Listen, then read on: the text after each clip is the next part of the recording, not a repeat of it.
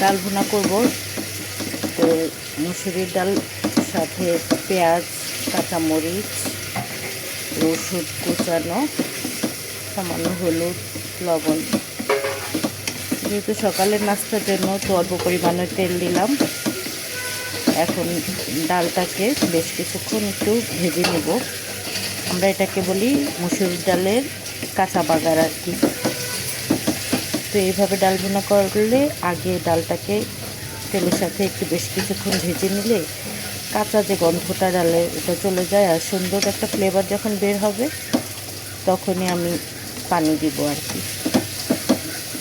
চুলা আঁচটা কমানোই আছে। ডালগুলোকে ভেজে নিচ্ছি।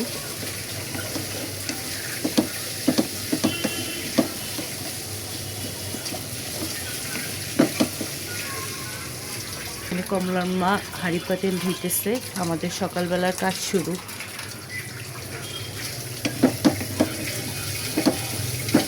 আল্লাহর নাম নিয়ে সকালবেলার কাজ শুরু হয়ে গিয়েছে আর কি। সকালবেলার বলতে এগুলো সকালবেলার কাজ, মানে সকাল সকালেই কাজ শুরু হয়ে গিয়েছে।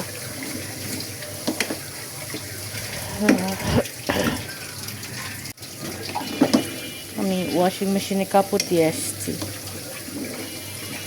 এখন ডালটা ভুনা করতে দিচ্ছি এক চুলায়, আরেক চুলায় পরোটা ভাজবো, তাহলে তাড়াতাড়ি হয়ে যাবে আর কি।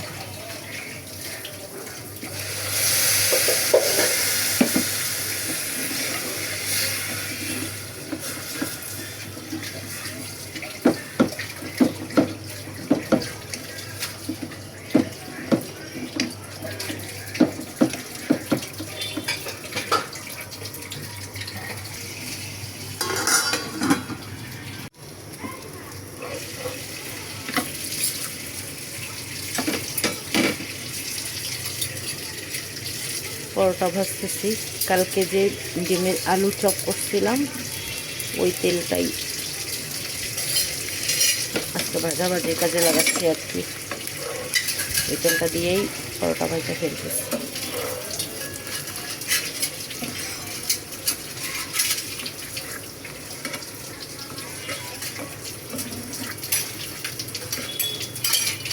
এখানে মেয়ের জন্য নুডলস রান্না করতেছি।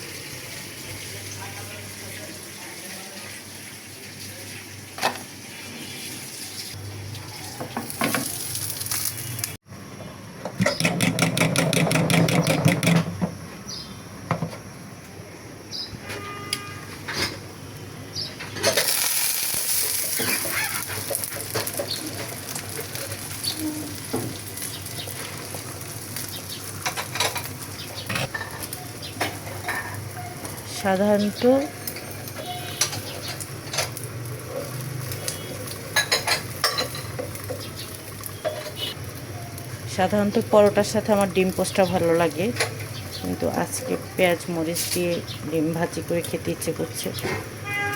জ্বর হওয়ার পর আসলে মুখে রুচি নষ্ট হয়ে গেছে।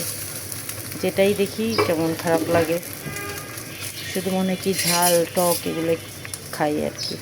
এই জন্য বেশি করে পেঁয়াজ কাঁচামরিচ দিয়ে ডিম ভাজি করলাম। 2টা ডিম ভাজি করেছি। রাতুল সকালবেলায় পরীক্ষা দিতে গিয়েছে, তো বাইরেই নাস্তা খাইছে আজকে। পুরো শরীর ভালো না, সকালে অনেক জোর করছি, খাইতে পারবে না, নাকি বমি লাগতেছিল। এখন রাতুলের বাবা আর আমি খাবো।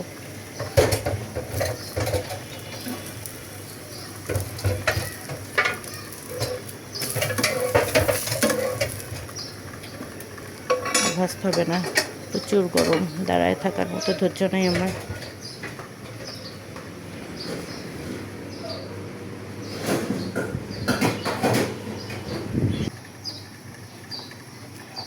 পেঁয়াজ কাটো, পেঁয়াজ ওগুলো পলিথিন থেকে খোলো নাই, আর পচে গেছে, এমনি ধুয়ে দিচ্ছ না, আমিও খেয়াল করি নাই। পেঁয়াজ কাটো, আজকে দ্বারা আসতেছি আমি।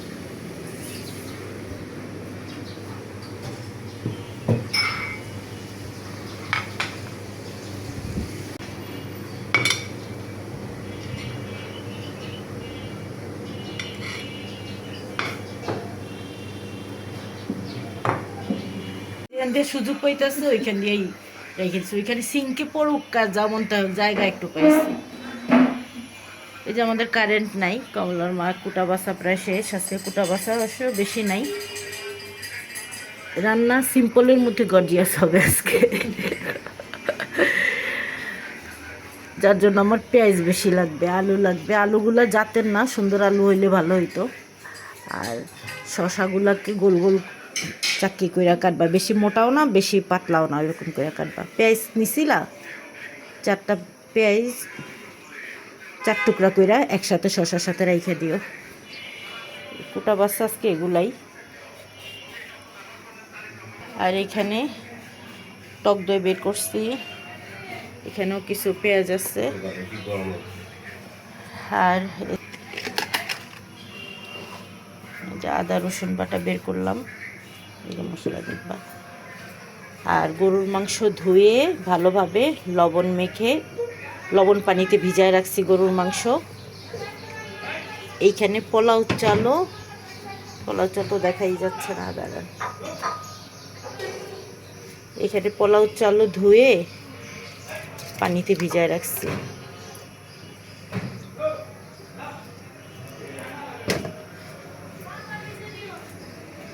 এই হচ্ছে প্রথম ধাপ আর কি, তারপরে সেকেন্ড ধাপে আসতেছি। আর এখানে বেরেস্তার জন্য তেল দিয়ে দিচ্ছি। তেলটা গরম হলে পেঁয়াজ দিয়ে দিব, বেরেস্তা করব।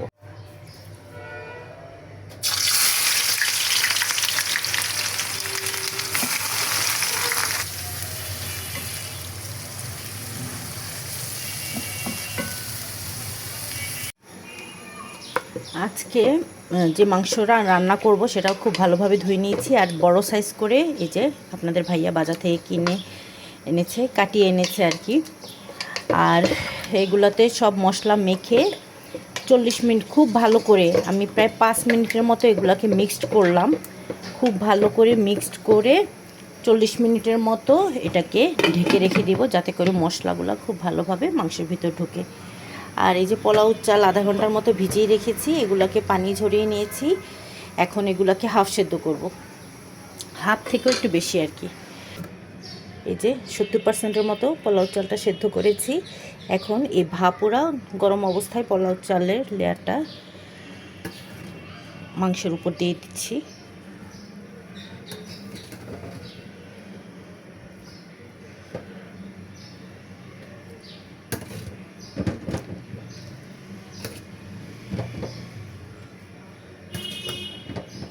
ব্যাস, প্রথমে এতটুকুই দিলাম।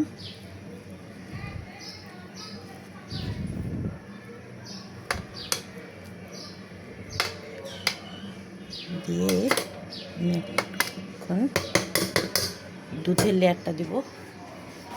এখানে গোলাপ জল দিয়ে দুধটা রেডি করে রেখেছি।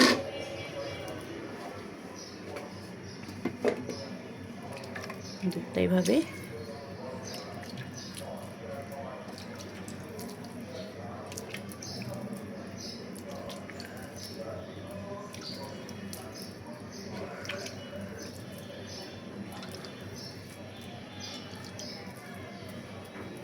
এবার উপরে আরও কিছু পোলাও চাল দিয়ে দেব। এবার উপর থেকে অল্প কিছু কাঁচামরিচ আরও দিয়ে দিচ্ছি। আর দিয়ে দিচ্ছি বেরেস্তা।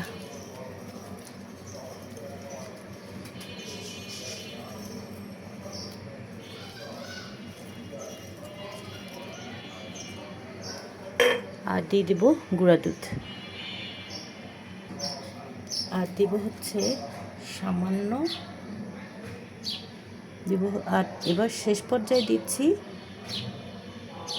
সামান্য জর্দার রং, যেটা খুব সুন্দর একটা কালার আসবে। জাফরান থাকলে জাফরান দিলে বেস্ট, যেহেতু জাফরান নাই তাই আমি একটু জর্দার রং দিলাম।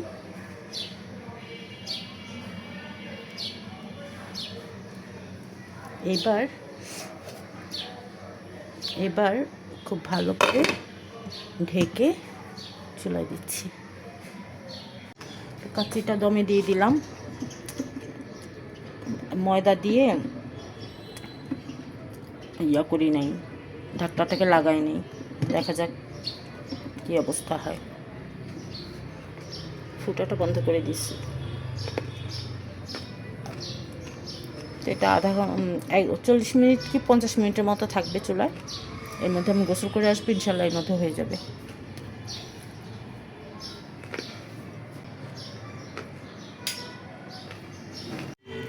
না, এই যে কমলার মা শশা কেটে দিয়ে গেছে, লেবু।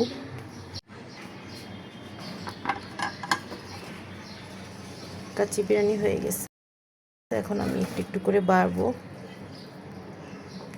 হয়ে গেছে, এখন আমি বেড়ে টেবিলে দিচ্ছি।